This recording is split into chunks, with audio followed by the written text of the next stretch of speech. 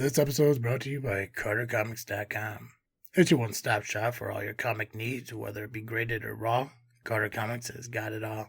All you gotta do is go to CarterComics.com, fill your card up with all their amazing comics. Use the discount code FREAKNET, FREAKNET. Save you 10% at checkout. Not only on their website, but also at their eBay account. And the link to eBay can be found on their homepage at CarterComics.com.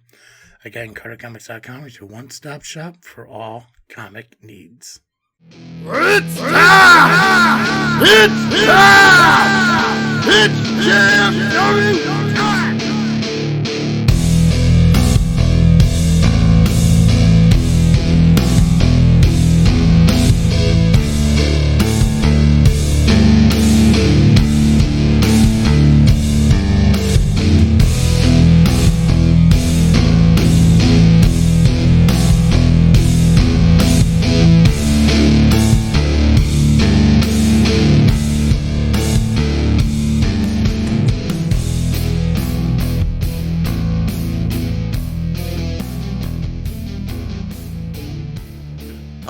All right. It is that time for another JFW podcast.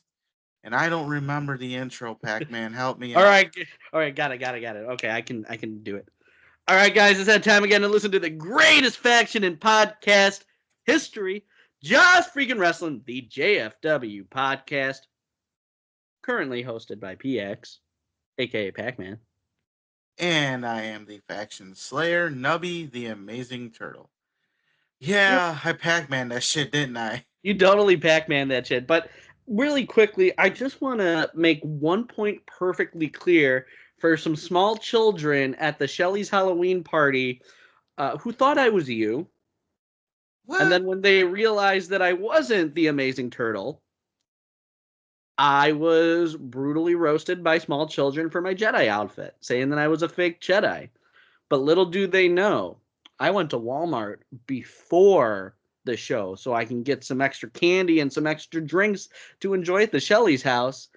And yeah, I was able to open the doors with the Force. I had video proof. We tried showing them. They didn't believe me. I know they were just mad that it wasn't you, but, you know, those little kids don't listen to JFW anyway. So. No. Well, if they don't listen to JFW, you know what happens. They but we go to timeout. I don't need to tell. Yeah, they can go to timeout because they're little children. Yeah. We don't say the other thing because the dad was really nice about it. But just so it's clear, if the small children are watching the video version of this podcast, I am the Jedi. That is the amazing turtle. Yep. So, in case you are wondering, you have us both on the same screen. It's true. We are very different people. We look like we could be somewhat related. Somewhat. We both have glasses. We shave our heads at the same time. We have beards. Well, I got mine this past week, so you got a little bit. I'm not. Oh, wow, we're not coordinating this time. No, not this time. Not yet. And conspicuous by his absence, Travis T. Not here this week. Unfortunately, he injured himself tripping over his Playboys, trying to answer the door. Oh, I was wondering what he was tripping over. Yeah. But the Playboys make sense, but also it ties into what I was thinking he might have tripped over. You're welcome, Travis, for us implying you were well endowed. I mean, could have been aliens again knocking on his door, but I think at this point they're over him. They got things to do this next week with the election coming up, if you know what I mean. That I do. So yeah, Travis, we wish you a speedy recovery, and I hope those Playboys are doing okay too. And if you do have any other issues like that, just take a Blue Chew. It's Gabagool approved. Yeah. But Nubby, I was listening to the JFW podcast this week, and Do you know that Kyle was in Europe? Do you realize what you just said? Yeah, Kyle was in Europe. He came back from Europe and he recorded. What podcast were you listening to? The Fourth Mother Box. What did I say? You said JFW. See, oh god.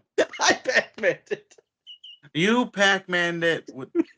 I guess we're just calling this episode Pac-Man at this point. Pac-Manning it.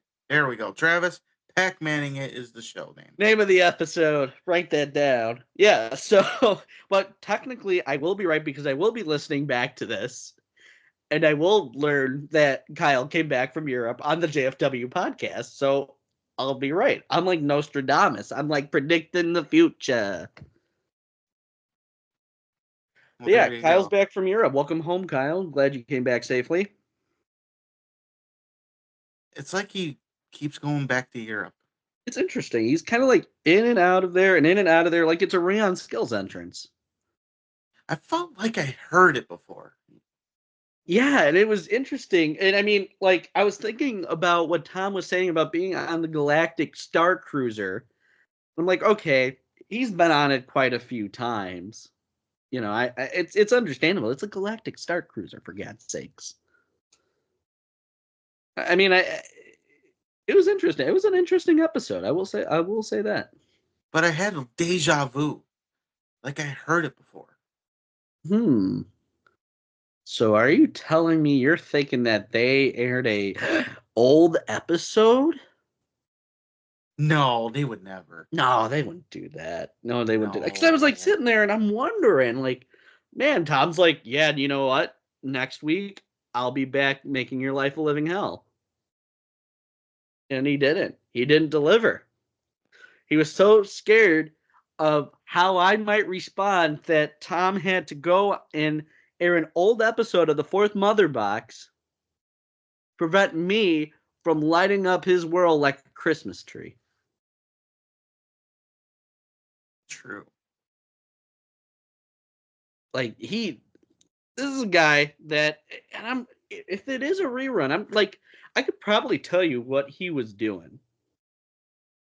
Or why he had to air. Do tell. So my theory on this is Tom decided to go to McDonald's and get himself the chicken Big Mac.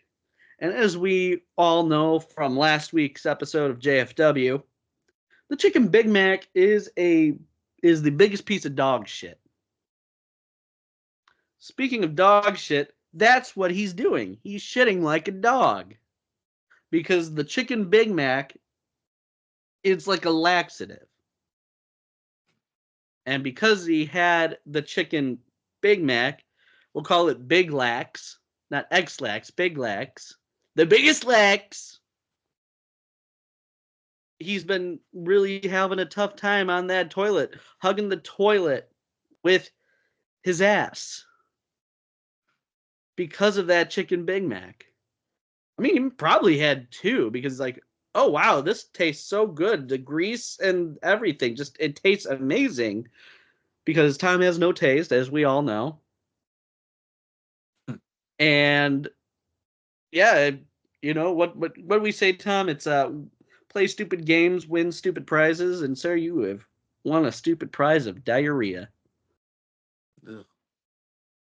It's a pretty shitty prize. Speaking of diarrhea, you know, it's kind of like Kyle's solo episode. It was very diarrhea-like. Yeah, like diarrhea of the mouth. Honestly, thank God for a flashback episode of Fourth Mother Box because it was definitely better than Kyle's solo podcast, which, again, only 2 people listened to. And I was not one of them. That's right. I'm protesting. Me and it's been brought to my attention that it was only me and Travis that listened to it. Not even Tom listened to it. That is how bad Kyle's solo episode was that the leader of the Fourth Mother Box didn't even want to listen to it. Ooh, you know what? I got this. Kyle's solo episode was so bad. Hit me with it. How bad was it? How bad was it? It was so bad that Han had to change his last name to Duo. Because it's a solo episode.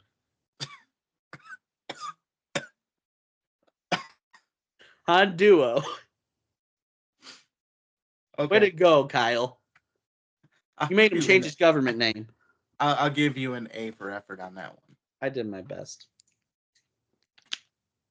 So this is just freaking wrestling. I think we can get to the wrestling part of it. Yes, let's do that. So what do we have? We have the preview for Wrestle Rage from POWW Entertainment. Oh yeah. We have 22. ARW. We have Frontline Pro, and we have the return of Ileana Pro Wrestling. Yeah, they were off for 2 months. I unfortunately was not there. A friend of mine I heard was there. That he was, yeah. Chuckled Charlie. I think we can main event this though. Let's main event IPW. Let's do that. That sounds good to me. Well, good, because I'm gonna say let's do that. He's gonna say it, which I Let's want you do to it. know. I do have before we get into the cards. The other day I was telling Double J something, and just because I want to make sure that the LIM are listening to the JFW podcast, I said, let me just explain it this way. And Double J responded, he's going to tell us. So he did listen to last week's episode. So we do know that. That's good. Because if he didn't, well, you know, we all know what happens if you don't listen to the JFW podcast. He gets put on a list. A list. Oh, no, he makes the list. No, he gets told to go fuck himself. Yeah, that's the list. Yeah. Of people that can go fuck themselves. I was on it once for some reason, even though I was the only one that listened. But here we are. Well, that's because Travis tells you to go fuck yourself. Anyway, go fuck yourself. Right. Just for the bit. It's not a bit. He tells you to go fuck yourself because, yeah.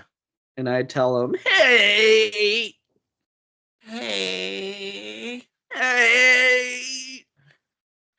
All right, so I think I'm going to tell you this. He's going to tell us. We're going to start with POW. We're starting with POW. We're going to go right into POWW Entertainment. They have a show this Saturday, Wrestle Rage 22. 22 years of POWW Entertainment. Yeah. I think officially they are the longest independent company in the Midwest, at least in Chicago, for sure. Yeah, definitely in Chicago. But I think maybe in the Midwest. I could be wrong, and if I am, well, who cares? This is POWW Entertainment. That's all that matters. So that it is. All right. As of 6 hours ago, there were less than 85 seats remaining. So that is good. The hottest ticket in town. It's funny because it does say that, the hottest ticket in town. Hey, I called it. It's like I read it right as you were saying it. But yeah, it is this Saturday, November the 2nd.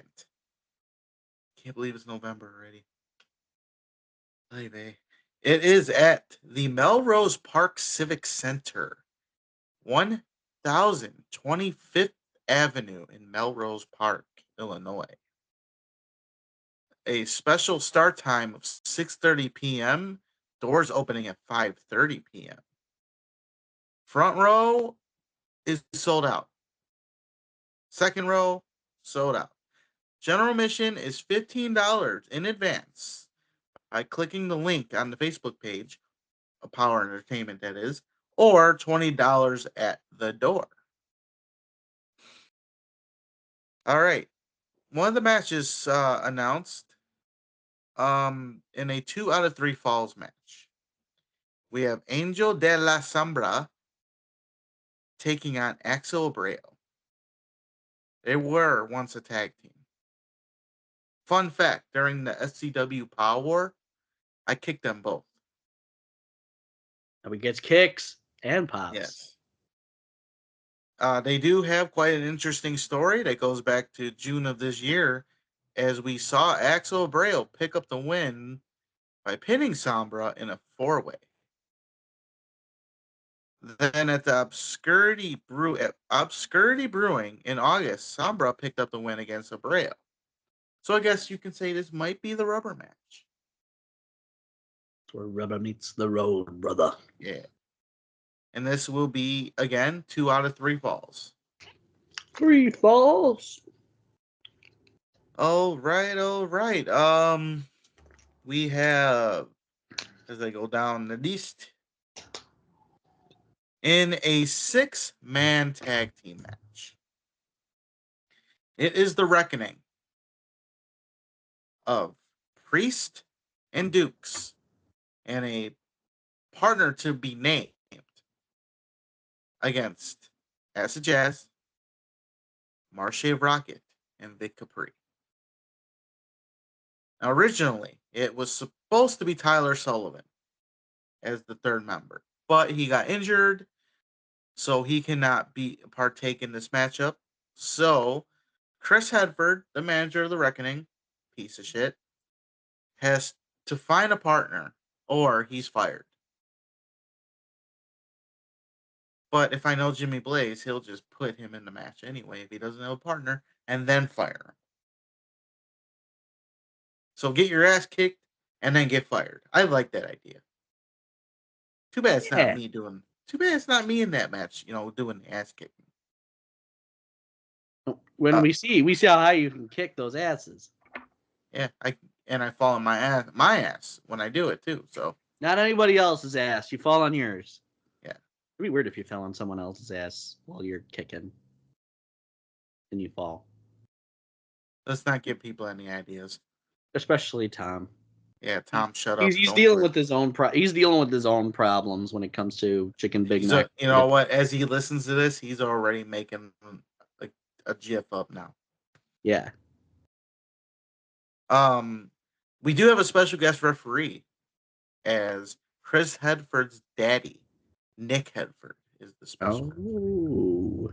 It wasn't too long ago where Chris Hedford, punched his own dad. He just whacked him in the face. Who does that to their own father? Well, obviously that jackass does. I never do that to Flash or my real dad. But Flash is my real dad as well, so. Yeah, the DNA test proved it. Yep, turns out I'm 100% Flash's kid. I just took a DNA test. Turns out I'm 100% Flash's son. All right, in other matches, let's see. I'm going to pick this one right here. We have Trog the Caveman taking on AC Hamilton. Oh, here's a good one. You know who Mike Morris is, right? Yes, I do. He's taking on Paulie Tomaselli. Oh. This is going to be hard hitting. There's a good chance Paulie met his match.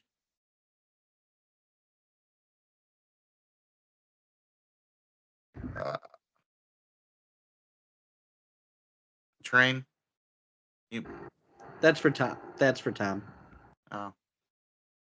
In a tag team match, we have Disposable Income, which features Jay Scott and Shane Eaton with Tiny taking on Magnus King and Tommy McCabe. Or McCabe, as Travis would say. In a Falls Count Anywhere match for the POW Midwest Championship, it is Axel Rico, the Midwest champion, taking on Will Emery. For the POW Tag Team Championships, we have Heroes of Our Time taking on the Irish Pub Army, better known as IPA. We like IPAs. We do. I like Irish Pub Army, but I will say I am not a big fan of the IPAs. I just find them too hoppy. I'm more of a lager guy and an old style guy. I'm a simple man. I must say. If you like IPAs, that's totally fine. Tom seems like the kind of a guy who likes IPAs because they're just as bitter as he is. Treated. In a women's match, Shelly Benson takes on Haley Shadows.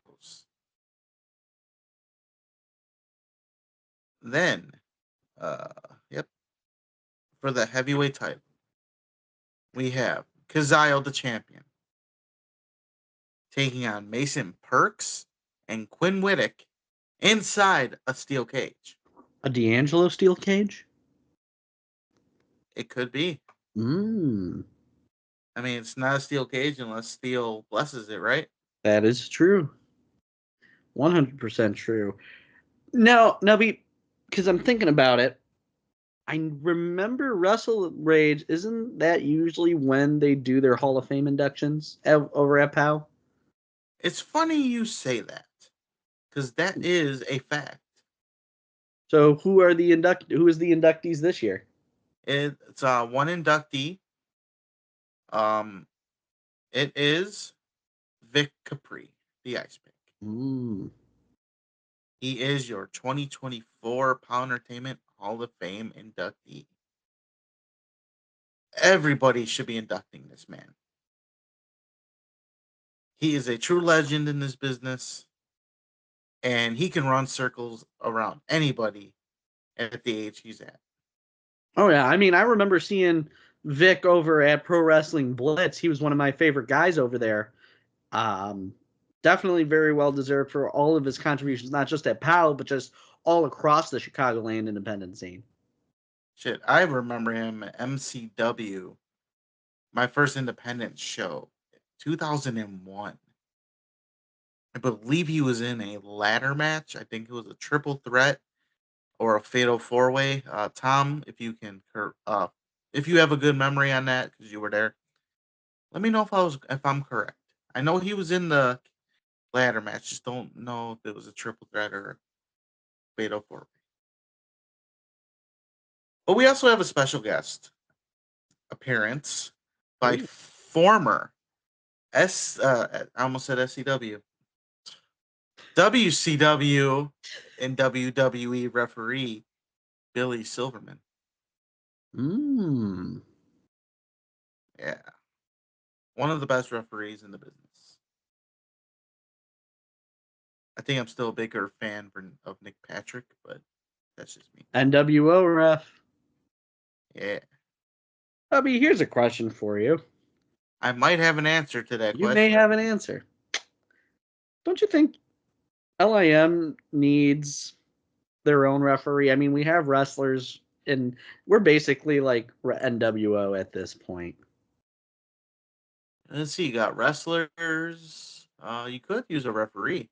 Maybe having a referee will keep people in line. Well, I'll bring this up to Gabagool. You should, because Gabagool's the leader, and things got to go through him. So yes, not through me, because I am no longer the leading man of the group. I am but the consigliere. That's right. Yes. So Gabagool, get on top of that shit. I'm telling you, leader, do your job. Yeah. Gotta do it now because I did it. I don't do that. That's Okay. Travis. That's I mean, I can try. I mean,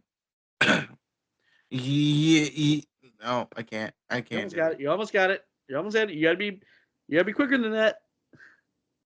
Believe in you. Yeah. Yeah. Yeah. So, that is POWW Entertainment Wrestle Rage this Saturday, November the 2nd at the Melrose Park Civic Center, 1025th Avenue in Melrose Park. Doors open at 5:30. Bell time 6:30 p.m. By the way. Yes. Front row and second row are completely sold out. General admission is $15 in advance at the link on the Facebook page of POWW Entertainment. $20 at the door, and you might just see me in the crowd. Oh. Maybe. Might. He's pulling a Bill Shelley, I see. I'm bullshelling that shit. Hell yeah. Yeah. All right. So, what should I do? Do I dare? Let's go to ARW. Let's do it. Cause some shit went down. As is tradition. Yeah. All right. So, ARW this past Saturday happened, and they presented Fear.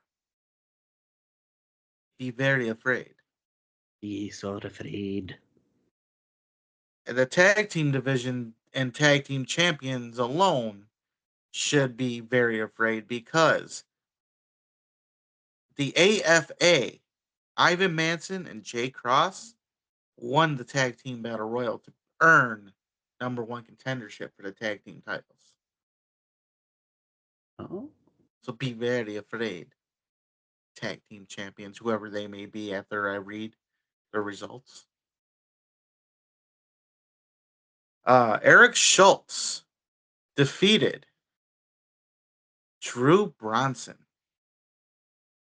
And we'll talk about him when we get into IPW. I have some thoughts.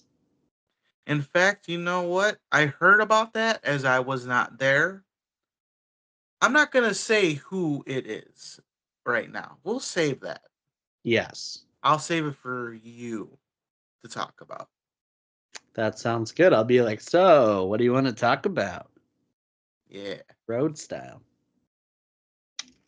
For the tag team titles in a trick or treat fight, Ooh. we had the Mash Brothers taking on the Family. Mash Brothers did retain, so they will be taking on the AFA sometime down the line. There were stop signs. There was a table. But worst of all, the worst thing, Legos. Legos. Ooh, those are brutal. They are brutal. Mm-hmm. They hurt. They're worse than tacks. They're the most devastating weapon in all of professional wrestling. Yes. And I did mention a table, right? Table was You meant. did. Tables. Okay. You did tables. You did tables, Nubby. Oh, good to know. Nubby did tables. Oh boy, Tom's gonna have fun with that one. You're welcome. After the match, the AFA did come out and attack the Mash Brothers. So they're leaving their mark, and they held up the tag team titles, even though they're not theirs yet. But just giving them the business, letting them know they're coming for those tag team titles.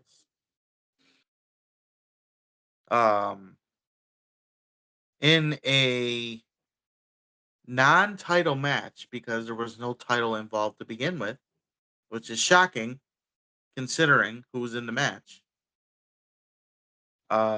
James Creed took on Jay Thunder. Oh, I'm muted. Yeah. But I'm pretty sure you said shell shocked, right? I did. Okay. I read your lips on that one. Okay. Good. Oh, I'm going back to muted. Stupid train. Thunder did defeat James Creed with the help of the program, mainly Eric Schultz, as Creed was going to the top rope for the bullseye, and Schultz knocked him down, and that allowed Thunder to get the win. Still muted. Wow. Cult Classic took on the Workhorses. Hey, you can buy their merch on Brainbuster Tees and ProWrestlingTees.com, right? I suppose. I've heard that. I don't know. Some guy keeps talking about it. But anyway, what happened in that match, sir? Well, so last month, Mikey Peterson had a socket wrench. He brought it out this show. Why does he need it? I don't know. Maybe he's got to fix the rides at Indiana Beach with Smiley McGee. That might be true. That's possible. I should have got an exclusive. He would probably would have lied about it too, because workhorses lie. Still But so I got the package. You got the package? I did. Delicious muffins. All right. So, Cold Classic, they did get the win over the workhorses. There was a blind tag, though. Judas was getting ready to do the finish, and all of a sudden, Moon tags himself in. And Judas, all confused, didn't know why. He's confused, but Moon did, they get the win. And then Josh Inez, one of the, I might be right. One of those are right. You can tell me later, Josh. I don't care. He went in the ring to find out what's going on. Moon declined to answer, but I think we know what this is all about, because at Black and Blue, they're both going to be in the same match, but not as a team. They're going to be going against Donovan Marsalis for his Indiana State title. So maybe Moon's just trying to send a message saying, we're partners today, but next month we won't be. So then Wade Evans, who took the loss for the most part, was still at ringside. We didn't know why. We kept yelling at him. Me and the people, we were yelling at him, trying to tell him, no, get out. What are you doing? You lost. Well, he jumped Josh from behind. The commentator. He jumped him from behind. Oh, shit. Yep. And beat him up a little bit. And then Wade walked away, but Josh collected himself and challenges Wade to a match for Black and Blue.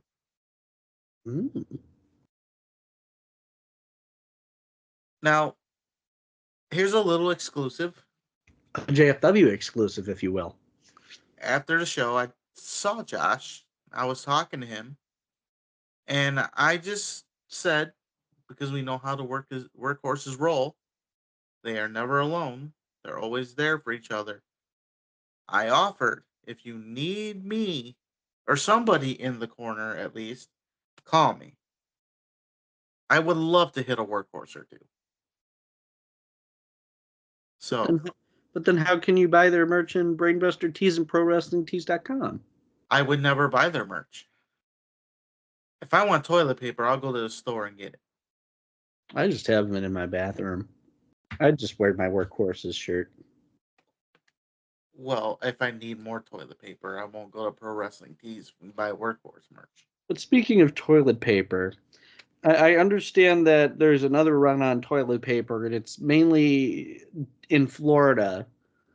They're blaming this guy Tom for it. I'm not sure what that's all about. He just kept saying something about how the chicken Big Mac was the greatest sandwich ever. That could explain why there was a news break about the Batu pooper. That's yeah. Well, speaking of poopers, Nick Diamond. He is a pooper. He took on Brendan Balling, and it was a non-title match. The heavyweight title was not on the line. I guess because he is defending it at Black and Blue, and I guess maybe because he just won it, you only have to defend it once a month. That wrestling thing, right? So he doesn't have to defend it until Black and Blue. So it was a non-title match. Balling was holding his own. He even did a nice Hurricane or Frankensteiner off the top rope onto Nick. Thought he had the match, but he kicked out just in time. Surprisingly, though, Nick Diamond won clean. Hmm. Doesn't happen often. No, that is surprising. It's good that he showered before his match, though. Yeah. But then after the match, the program did beat up Balling. And then out comes James Creed with the chair to make the save. Creed then challenges any two members of the program for November 9th, which is their next show. So it would be Creed and Brendan Balling against two program members. Now, to be clear, because it is James Creed, this match is for a title, right? No, there is no title on the line for this. Wait, hold on. I need to process this again. So you're saying that James Creed is going to be on a wrestling show and he's not wrestling for a title? Again. Two shows in a row. I know it's close to winter, but I can't believe Hell froze over. Yep, two shows in a row. No, make that 3 shows in a row. Although that was for number 1 contendership last show. So but still, no title was on the line. Very interesting. So Hell froze over a long time ago. Yeah, it's been frozen for quite a few whiles. Now, Hell would be completely froze if he doesn't win in November. The title back. That is true. But yeah, that was ARW Fear. They return November 9th for Final Destination. Wait. So you're saying that is like the 9th day of the month of November? Yes. Whoa. It's but crazy. We will talk about that when it comes to it. I believe we'll be talking about it next week. Will it be next week? 2 weeks. Yeah, next week. No, wait. We'll talk about it next episode, along with Rocket Pro. Yes. Which I understand the whole LIM will be in attendance. What? No. Potentially. I'm still waiting to hear from 1 or 2 people, but it sounds like a good chunk of the LIM will be in attendance. Well, I mean, Maximus is a chunk of something, but when it comes to Maximus, man, he's just the worst. He is the worst LIM member, yes, next to Danny. Hey, you know what? It is my brother at the same time. I mean, him and I are good now, but he's not my brother. He's. I'm just glad that him and I are good after everything this summer. He's still a jerk. He's just Danny. I didn't forget about what he did. I didn't forget about what he did in the movie. I thought you were talking about the moldy bread. Well, I didn't forget that either, but still. So if he is there, I'm assuming you're going to want to have some words with him? We'll see. All right. We have Frontline. That we do. There was a show that happened this past weekend, and that was Now or Never. Well, no, it was Saturday. Yeah, Now or Never. Yeah, but it's not, the show's not going on right now. It was Saturday, so there's a third option there. Now, Saturday, or never. Yeah. Yes. Exactly. Yeah, what I said. Yeah. So, here's what happened. I'm going to tell you what happened. He's going to tell us. In a singles match, we had Shaq Jordan. Now, this is interesting. He defeated Paragon. Oh, snap. It was a very physical opener. Just the win Jordan needed as he heads in to defend his Freedom Cup crown next month and tries to go get it back to back. Oh, that's right, because next month is the Freedom Cup. It is, and that has Kurt Angle. Ooh, I might. What weekend is it? I'll have to figure that out, because Kurt Angle's one of my favorites of all time, and he's someone that's on my list of wrestlers that I've always wanted to meet. Maybe I'll be making a trip out to Marshfield. Maybe I'll even wear socks. That's it. I just, that's it.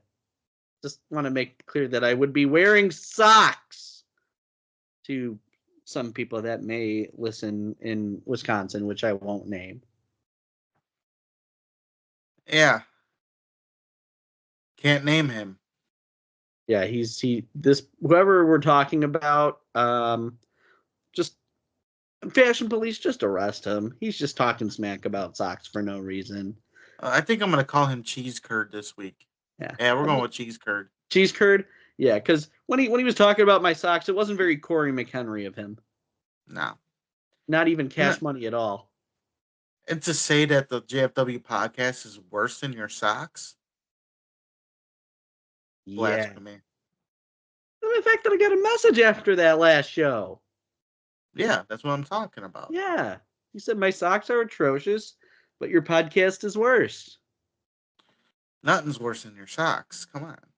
No, I have very nice socks. They keep my feet warm. I do nothing else with them but put them on my feet and then throw them in the washer and the dryer to make sure they're clean so I can wear them again. And you don't take them to the dry cleaners? No, I don't take them to the dry cleaners. What do you think I am, a heathen? I don't know. One could argue. That is true. That's fair. We had the battle-tested championship match as I think it was. No, he's just battle-tested. Battle-tested Ben Evanson, or AKA Hurricane Ben, keeps on winning and picked up a superhero-sized victory over the Ewok. And yes, I am reading this via the Facebook page, word for word, because I can. Look, he is who he is. Sometimes he bleeds, sometimes he reads the Frontline Pro results off their Facebook page. That's right. He's out of control. Man's out of control.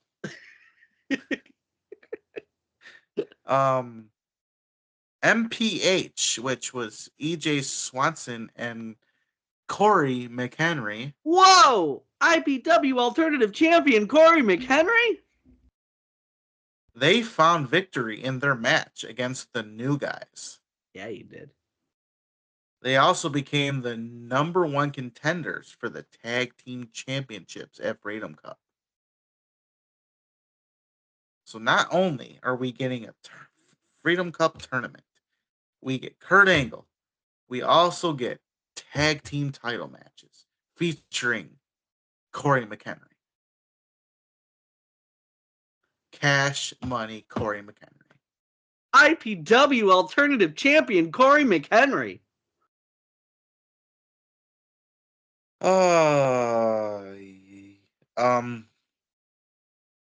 The Nihilist continues his winning ways with a hard-earned victory over Salem Crane, who fought but came up short against the Red Hot Parnell.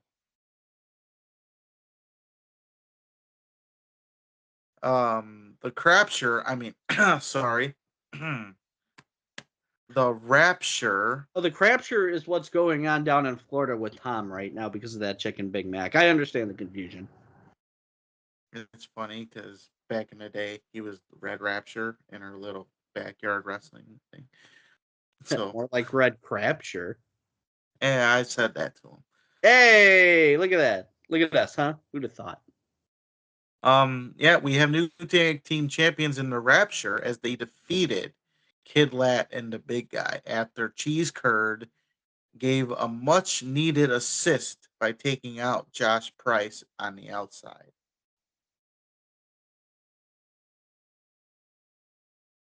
All the way with Disco Ray ended with Rivera getting beat up by Adonis Allen and Disco Ray.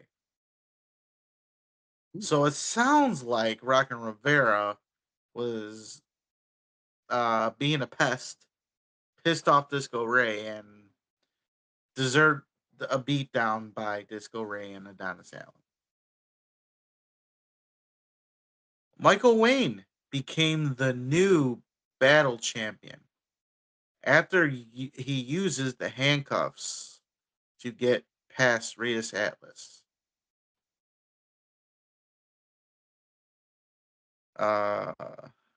Then, after an all-out bloody war against Raging Dead Nathan Gust, Gust had the title won at one point, but as always, in the end, Cheese Curd retained his championship with a lot of help and a new member of the Crapture, Rockin' Rivera.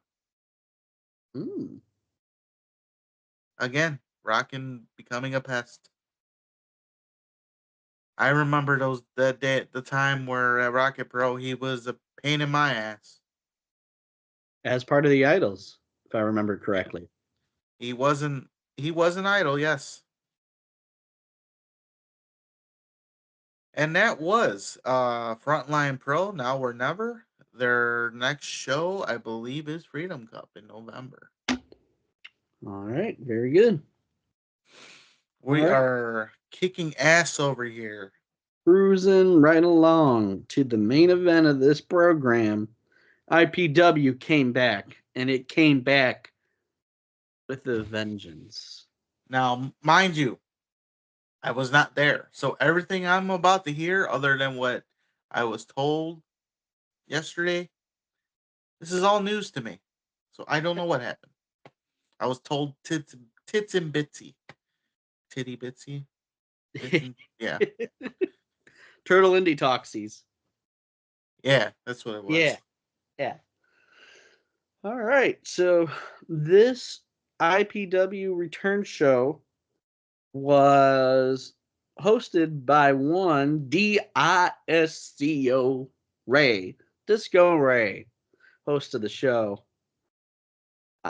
He was hyping up the crowd at the beginning, and Drew Bronson came out to the ring. Now, I never heard the name Drew Bronson, but regardless of it, I figured out who it was. And I was absolutely shocked when it dawned on me who Drew Bronson exactly is.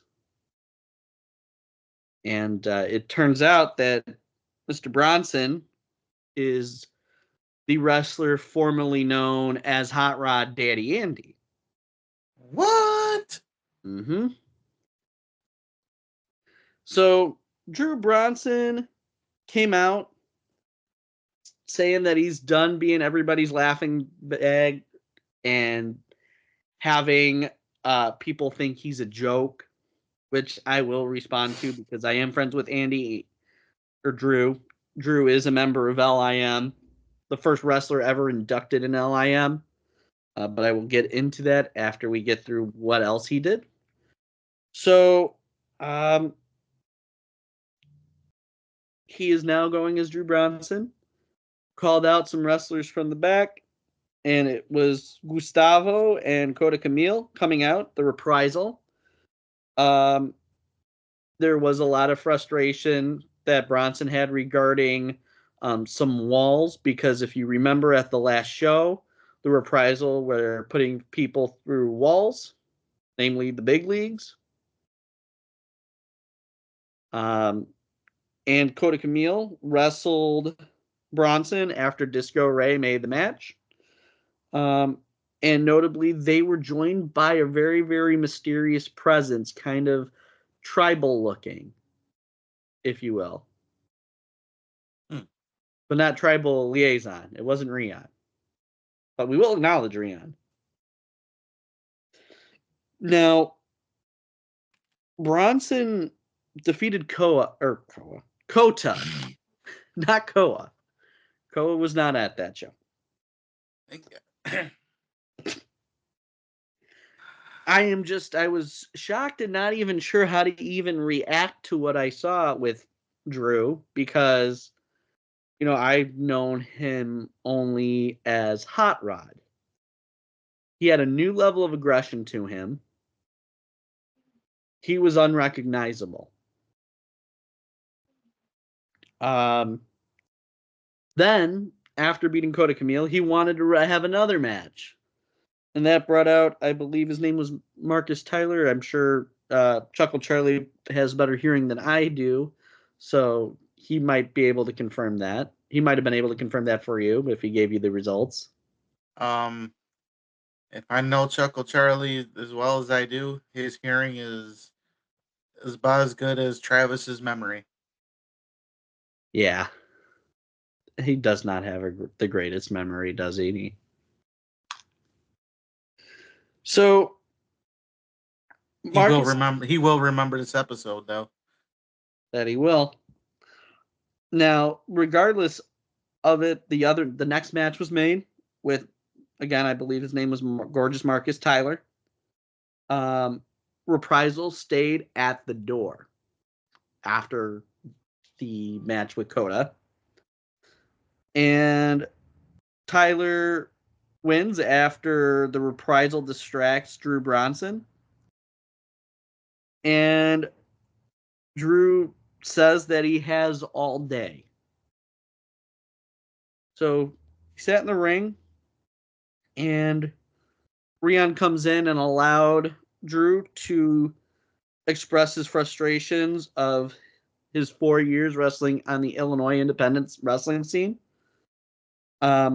It is kind of tricky for me to describe what was happening because I was still processing everything that I was seeing in front of me, the change in attitude, the new look, the frustration, the bitterness that I saw.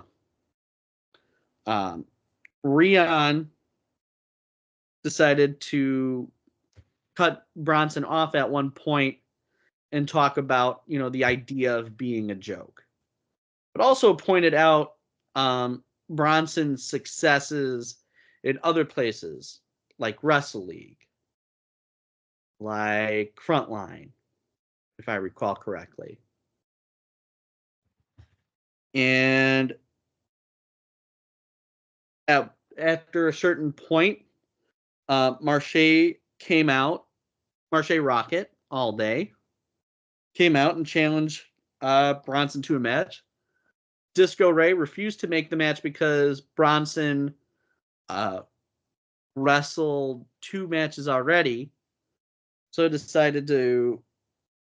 then Marche announced that he will be cashing in his chance to be a host of IPW and made the match himself for next month. Wow. So Drew Bronson versus Marche Rocket. Wow. Okay. So that'll be a huge match.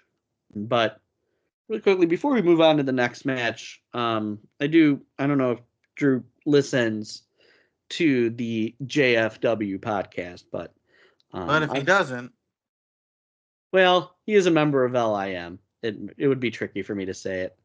I've known Drew going back you to. You said it to everybody else in LIM now. Oh yeah, that's them. They can go fuck themselves. I don't care. But when it comes to Drew, I've taken the past 24 hours to really process what I saw and what I thought. The one thing that I want to say to Drew, because I know, Drew and I are friends, and Drew is a member of LIM, and he, like I said before, he is the first wrestler to ever get inducted into LIM. The man is very talented. The man has a great mind for the business. And I never have ever thought he was a joke. He did kind of call me out a little bit when he was in the ring. I never thought he was a joke. Nobody in LIM thinks he's a joke. We all support and love Andy. I don't know if that really makes much of a difference and doesn't, mean his experiences aren't valid or that I'm trying to underplay what his frustrations are. But, we have had his back. I mean, he started a wrestling company. Unfortunately, because of my own personal life, I wasn't able to go to their first show. I plan to go the next time they run. And I'm sure the LIM would agree with me that, we all want to see what exactly is next in Rogue Wrestling Entertainment.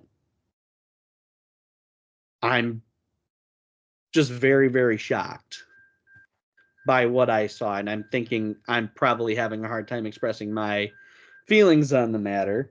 I kind of wonder, did Chuckle Charlie tell you anything about this part of the show? Trying to remember, because sometimes he doesn't speak English. Oh, I know. I was having a hard time with yesterday, and his poor vision. He's having a hard time high-fiving the wrestlers as they're coming out. Oh wow, that must have been disappointing because I know he's fans of some of the guys there. He always looks forward to those high fives. Oh, I know he does, and he was so let down. I was helping him out though. When it comes down to it, let's see if I can remember something. He felt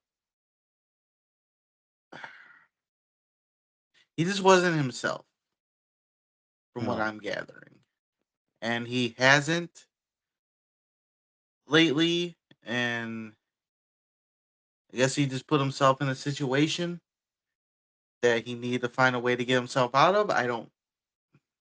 That's what I'm gathering from Charlie. But I don't know. I guess I can just say, as a member of the LIM and as somebody who did team up with Andy a couple times. Yep, that Kicks on 66 a couple years back. I remember that. I hope he finds his way.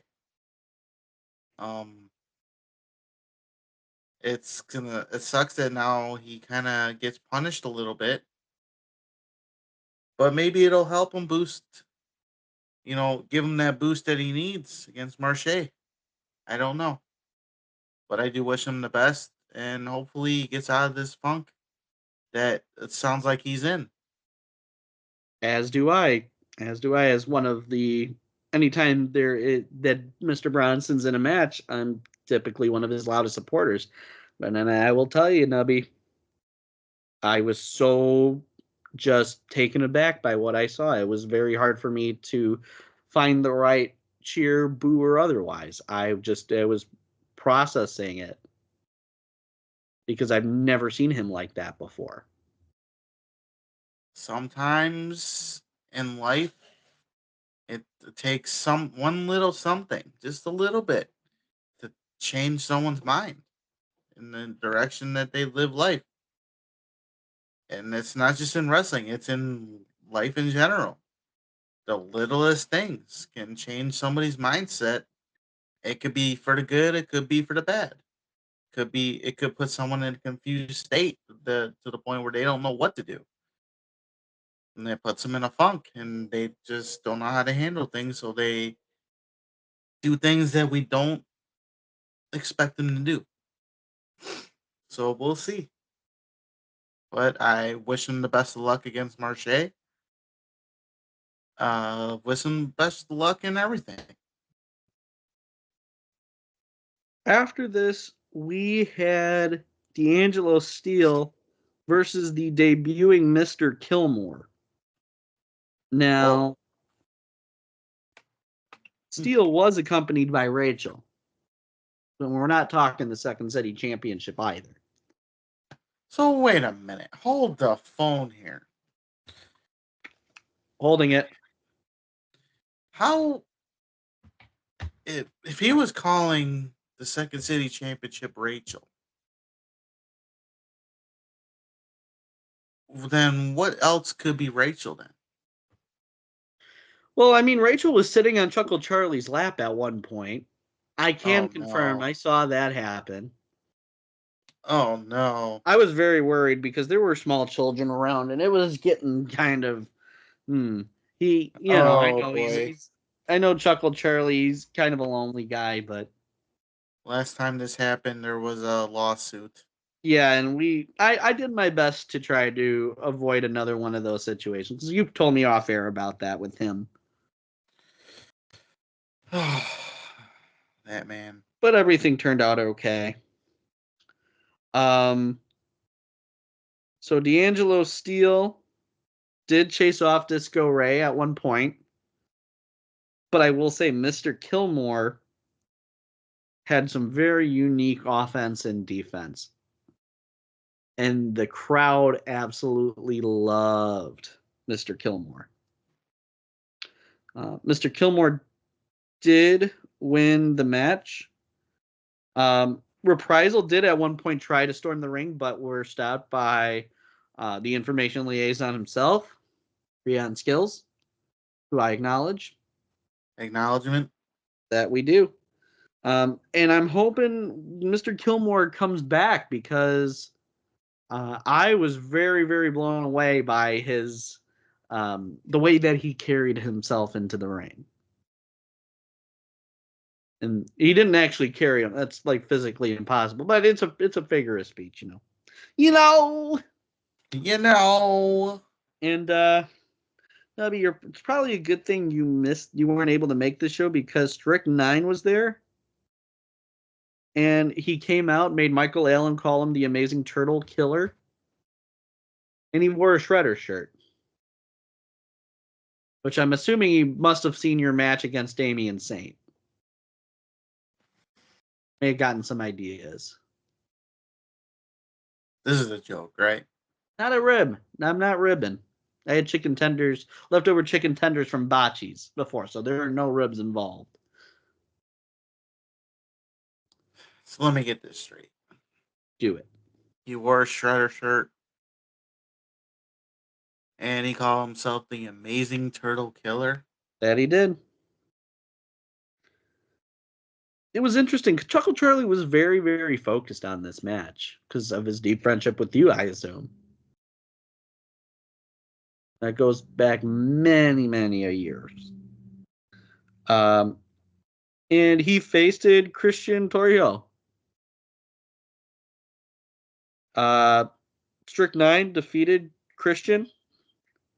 And Strict 9 then cut a promo on you, Turtle. Huh, really? Saying that Turtle is not a real turtle. He's actually a guy named Mike. And clarified that he helped train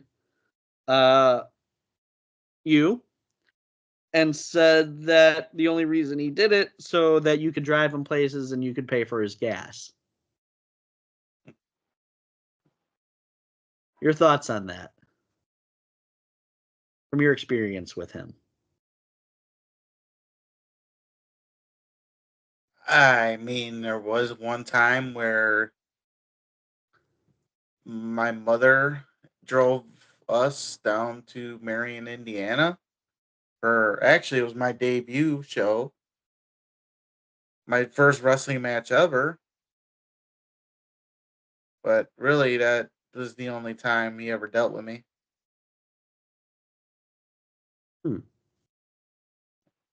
I mean, I don't know what to say, honestly. Like,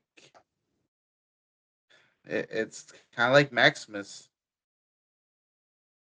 There's people in this world that you've known for a long time, or even on a short, in a short amount of time, you got to know people and don't expect certain things. I don't know how to respond to this.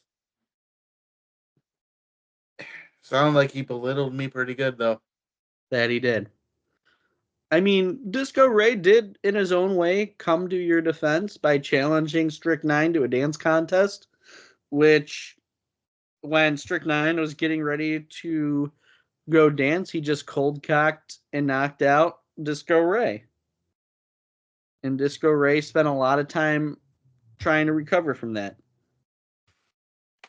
Now, this next match is a match that Chuckle Charlie referred to as the Second City Open Chips, which he misheard Michael Allen because it was actually the Open Challenge. I think he was just happy because he saw somebody open a bag of chips. That does not surprise me because he does love chips. Maybe they bought those chips in Chicago in the Second Cities. I mean, it's possible. But anywho, Joey Dalton had his Open Challenge, which was answered by Marcelo Spade. Oh, wow. And Reprisal was watching this match very, very closely. At one point, Cody Camille distracted to the ref, and the mysterious figure, which I think from my sources, I understand this very, very large man's name is Humek. Oh, that guy. Sounds like you're familiar with Humek? I am very familiar with Humek. He is a big boy. So for our listeners who may be unfamiliar with Humek, what can you tell us about him? He's a big man. He's a big man. He is a big man. And he'll drop you on your head. And he did. He dropped Joey Dalton on his head. I'm getting a little ahead of my results here, but Humek rammed Joey Dalton, who was outside the ring, into the ring post, then threw him back in the ring. Marcelo Spade is now the new Second City champion. In Reprisal, beat down Joey Dalton after the match. And I don't know, Chuckle Charlie and I were a little confused because we weren't exactly sure what this group called themselves, but we were thinking it was the Reprisal for some reason. That's what we gathered. Okay. We couldn't really tell.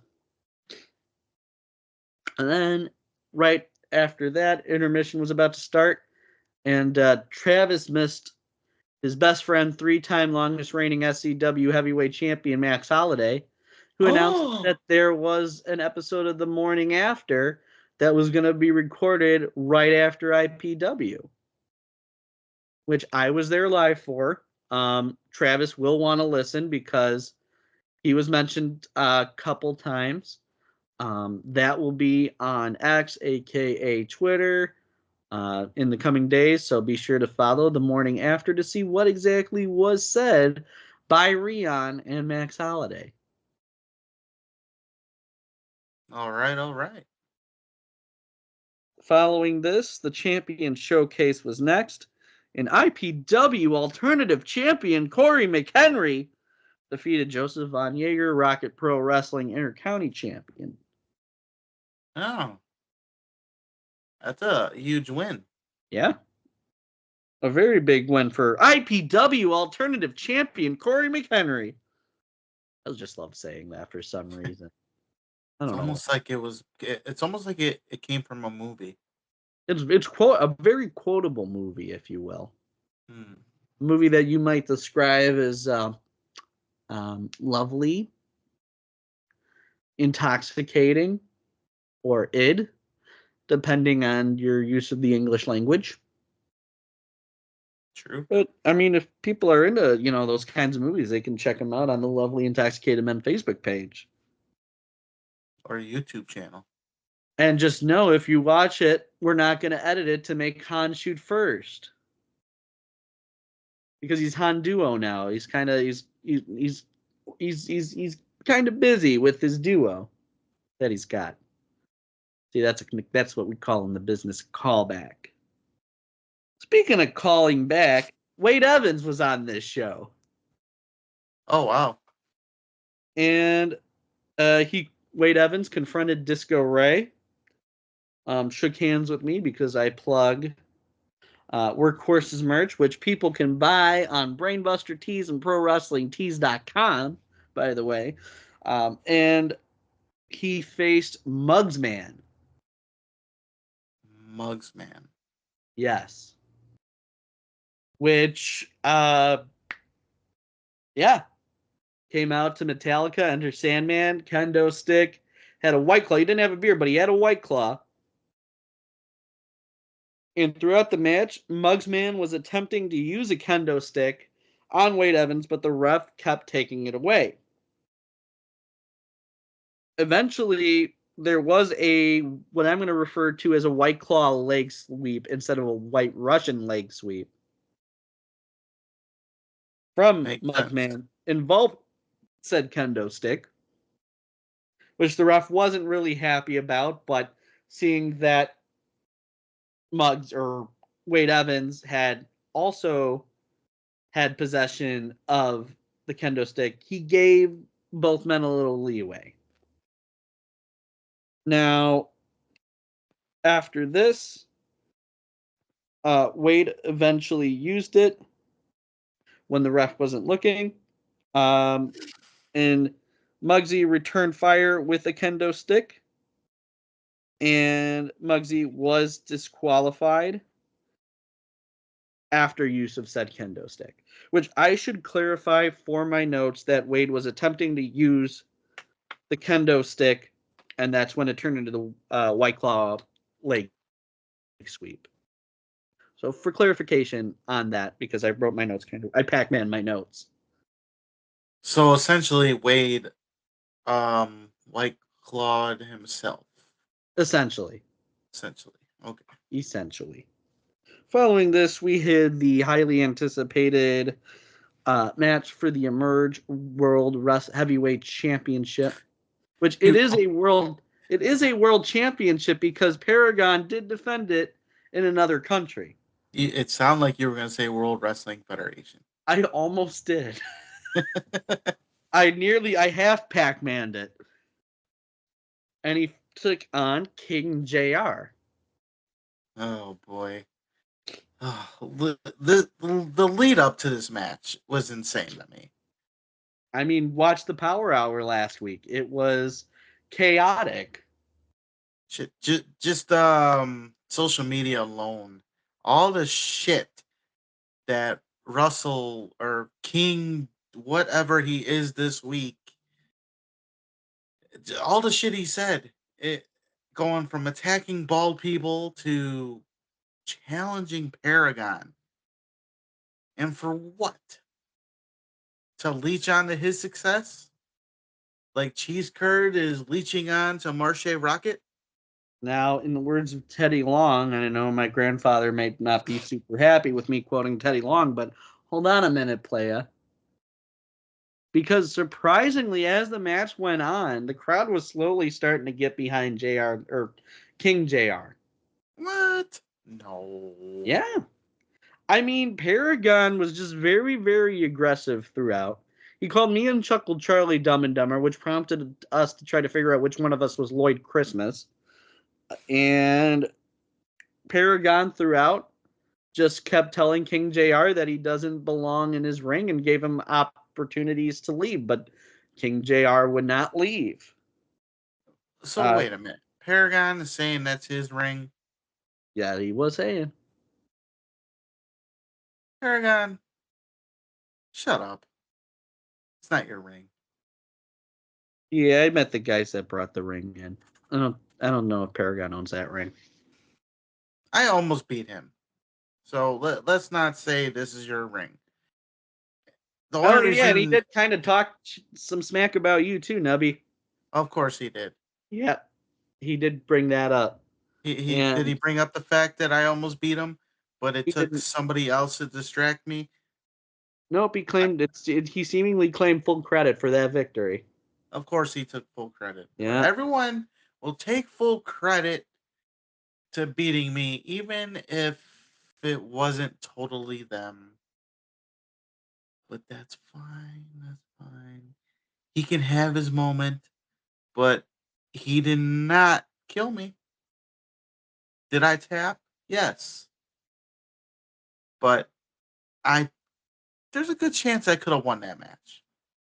I took my eye off the ball. Now, JR showing his resistance, and Paragon just kept taunting him throughout. And at one point Paragon brought up Brittany K. Oh. Which King JR took exception to. And it looked like King JR was going to win the match. But then all of a sudden there was a shriek heard from the back, and Brittany was thrown from the back with the big leagues and Wade Evans. Now, Paragon took advantage of the distraction and defeated King JR. And the big leagues and Wade Evans beat down King JR and Brittany.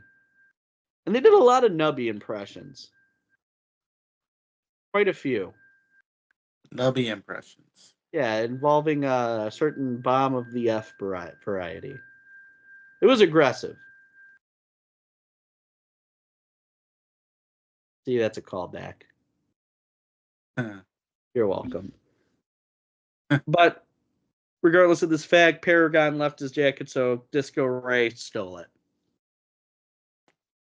As he should. So he's going to take credit for that one, too. Yep. I mean, JR deserved it. Brittany, not so much. That was not right.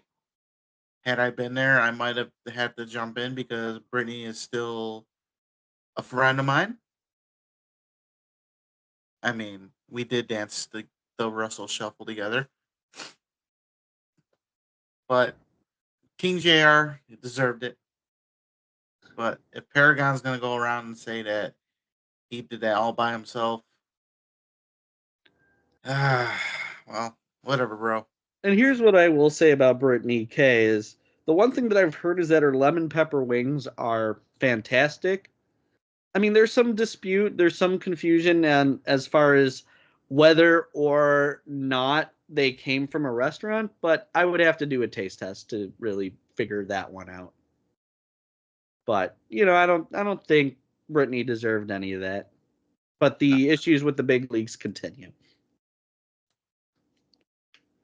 And lastly, but not leastly, the IPW League Championship was on the line as League Royale winner Jay Thunder took on Damian Gray.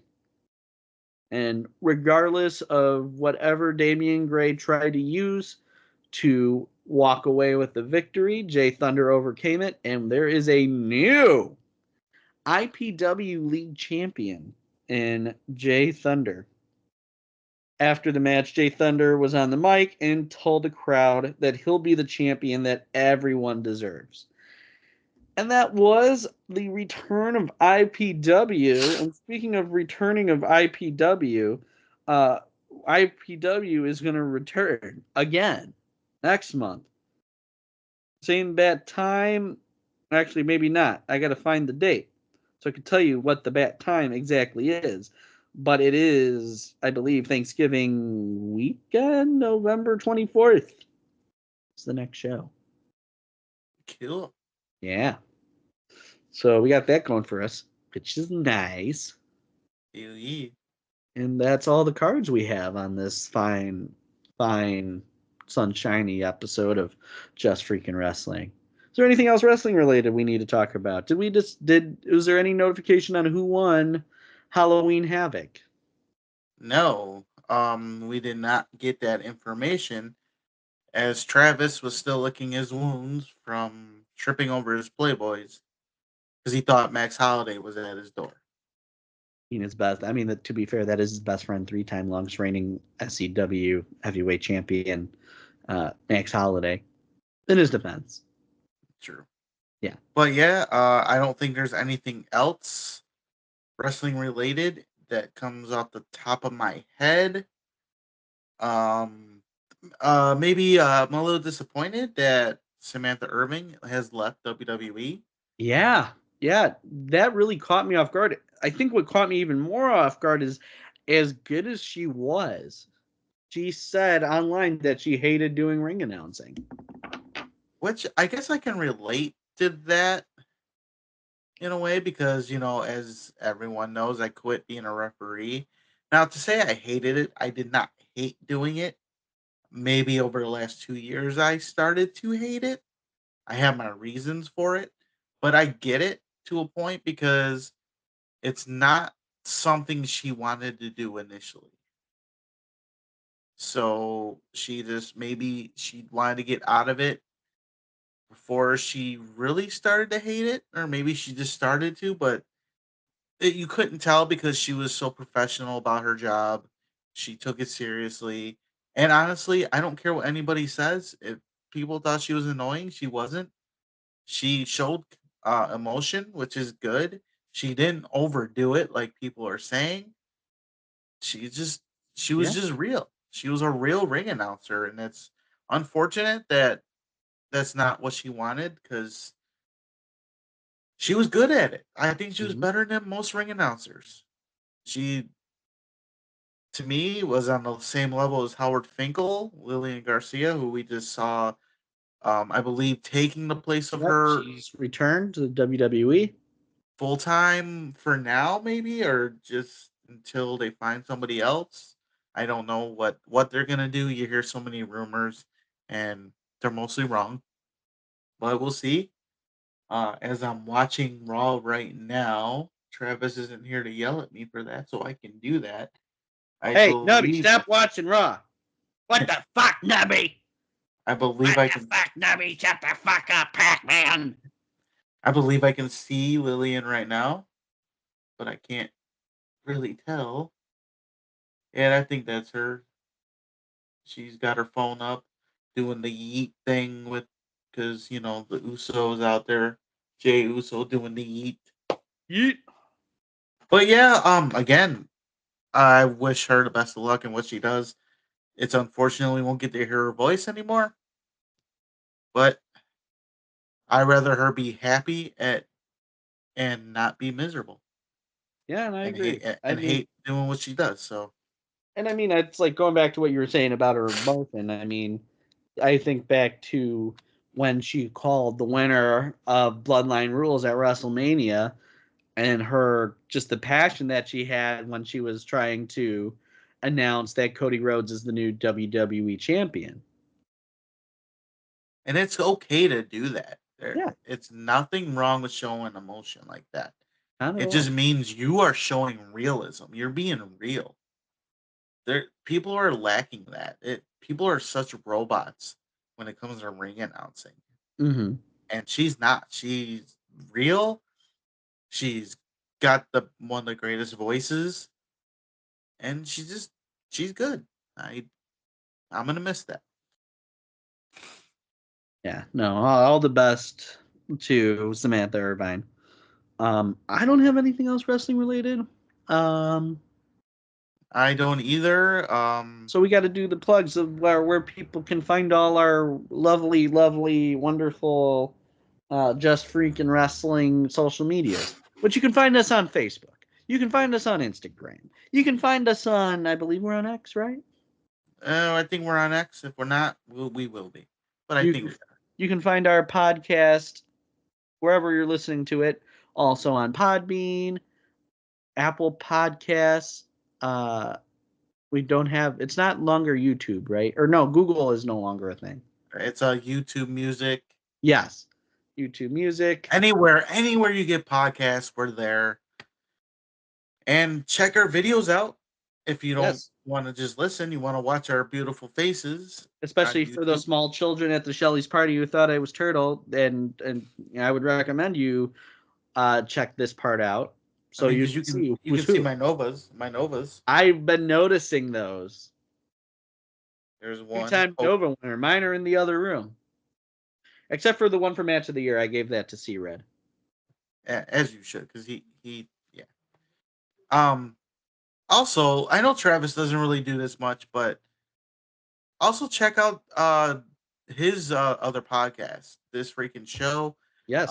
They're just wrapping up this freaky show, which features Halloween esque, if you will. Check out the Freaky Cemeteries, the cemetery vlogs on YouTube. Was it This Freaking Show or no FreakNet Studios on YouTube? Also, check out Fourth Mother Box. They are part of FreakNet Studios as well. Uh, Power Hour, which featuring the young knockouts this week, I believe. That is correct. And there's also the lovely Intoxicated Podcast, which we do have some guests coming up on this next episode. We will be making those announcements as we're finalizing some details with that. But there will be guests, and we will be talking about Harvest Havoc. That episode will be released on the day that we're releasing it, which is November 3rd. Sunday, November 3rd. And then I know there's a little bit of business that we got to address before the month is over, and that is the trial of Maximus Orion, which I actually have to... I got this letter earlier, and I haven't opened it yet. So I'm going to take a look at it, and it's addressed from the law offices of Eric Schultz. We are releasing the trial on Halloween. Let me read this.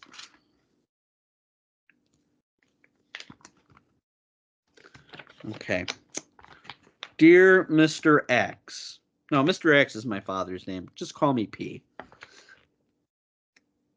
We are issuing a cease and desist? What? On the trial of Maximus Orion on account of the actions of the LIM at the Shelley's Halloween party, where they all decided to flip off Maximus Orion. Can you even get a cease and desist for flipping somebody off? Please do not release the video, as there is... I'm just trying to make sense of this, because none of this makes sense. Or else there will be other legal repercussions. Do this if you know what's good for you. Signed, Eric Schultz, Esquire. Are you kidding me? Okay, how are we... I gotta talk to Gabagool after this.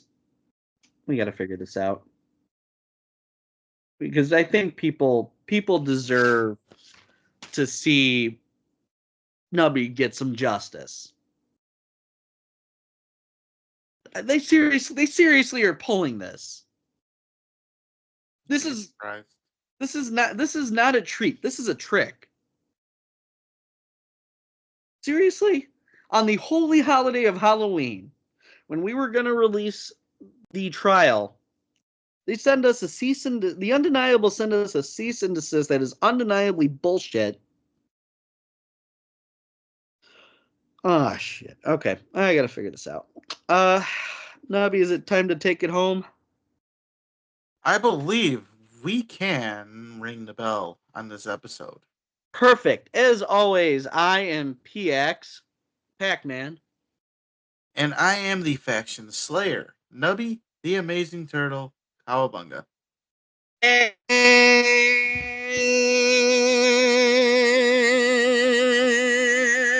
thank you for listening to another episode of Just Freaking Wrestling, the JFW Podcast.